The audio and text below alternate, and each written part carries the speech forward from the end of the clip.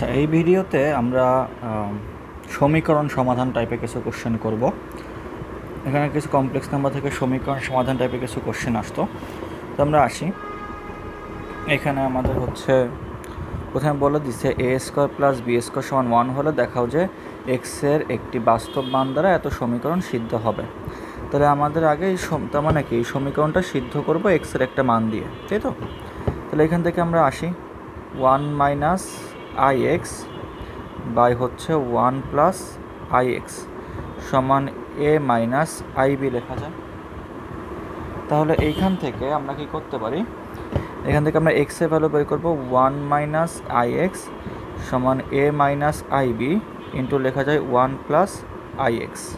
তাহলে এইখান থেকে আমরা যদি গুণ করে দেই তাহলে থাকে কি 1 মাইনাস আই এক্স সমান থাকে এ আর হচ্ছে মাইনাস মাইনাসে প্লাস বি এক্স, তারপরে হচ্ছে প্লাস আই যদি নেই তাহলে থাকে হচ্ছে কি এ এক্স মাইনাস বি, এটা থাকতেছে।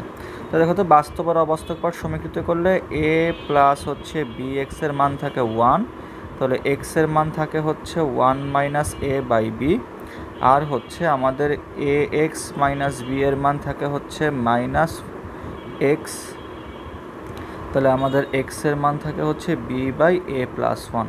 তাহলে এক্সের এই মানটা কি, এটা হচ্ছে বাস্তব মান না? তাহলে এইটা বাস্তব মান, এইটাও বাস্তব মান, তো এক্সের বাস্তব মান দ্বারা এই সমীকরণটা সিদ্ধ হচ্ছে।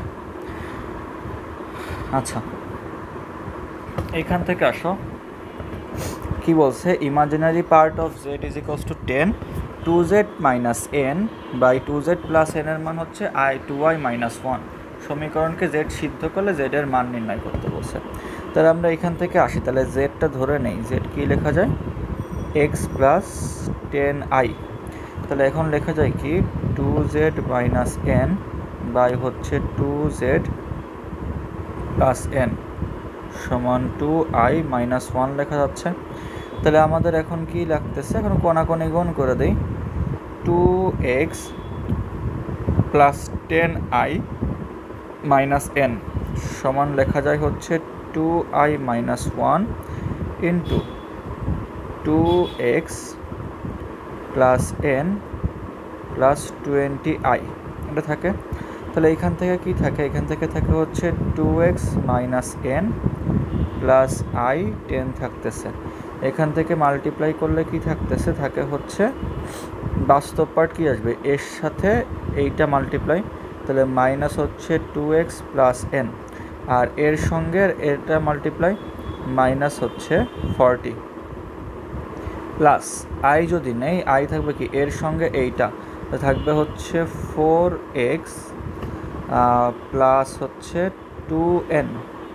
আচ্ছা, আর এর সঙ্গে থাকবে হচ্ছে এইটার মাল্টিপ্লাই, তাহলে মাইনাস 20, এটা আসতেছে। তাহলে যদি বাস্তব পার্ট সমীকৃত করি তাহলে কি থাকে 2x মাইনাস এন সমান থাকে হচ্ছে minus 2x minus N minus 40। তাহলে এইটা কেটে গেল, তাহলে 4x এর মান মাইনাস 40, এক্স এর মান থাকে হচ্ছে মাইনাস 10, আর হচ্ছে এন এর মান যদি বের করতে চাই তাহলে কি 10 সমান এটা লেখা যায়, আর লেখা যায় হচ্ছে 10 is equals two 4x plus 2n minus 20।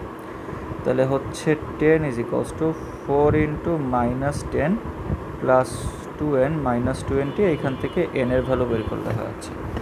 আর ঠিক আছে। আচ্ছা, এখানে বলছিল কি জেড এর মান নির্ণয় করতে, তাহলে তো হয়ে গেল। জেড কি আসে, জেড হচ্ছে এক্স মানে মাইনাস 10 প্লাস হচ্ছে 10i, ইমাজিনারি পার্ট তো 10 বলেই দিছিল। আচ্ছা, এরপরে আসি, বলছে কি modulus of Z minus I by modulus of Z plus 2y is equals to 1 হলে মডুলাস অফ জেড সমান হচ্ছে 5/2 হলে জেডের ভ্যালু কত, এটা চাইছে। তাহলে আমরা আসি, লিখতে পারি হচ্ছে modulus of Z minus I by modulus of Z plus 2y সমান হচ্ছে 1। আচ্ছা, তাহলে লিখে দেই এক্স, আচ্ছা একবারে আমরা কোনাকুনি গুণ করে স্কোয়ার করে দিই।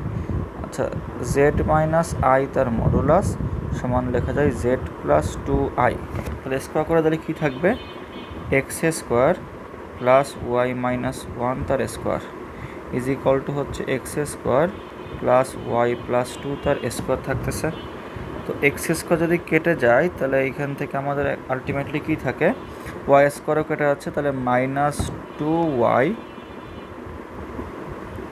প্লাস ওয়ান সমান থাকে হচ্ছে ফোর ওয়াই প্লাস ফোর। তো আলটিমেটলি সিক্স ওয়াইয়ের ভ্যালু থাকে হচ্ছে মাইনাস থ্রি, ওয়াইয়ের ভ্যালু থাকে হচ্ছে মাইনাস হাফ। আচ্ছা, এখন আমাদের বলে দিছে কি, বলছে হচ্ছে মডুলাস অফ জেডের ভ্যালু 5/2, তার মানে কি X square plus Y square value হচ্ছে 25/4। ওয়াইয়ের ভ্যালু তো পাইছিলাম, তাহলে এক্স স্কোয়ারের ভ্যালু হচ্ছে 25/4 মাইনাস 1/4 মানে 6। তাহলে এক্সের ভ্যালু থাকে হচ্ছে √6। তাহলে আমাদের জেডের মান কি থাকতেছে, √6 মাইনাস আই ইন্টু হাফ।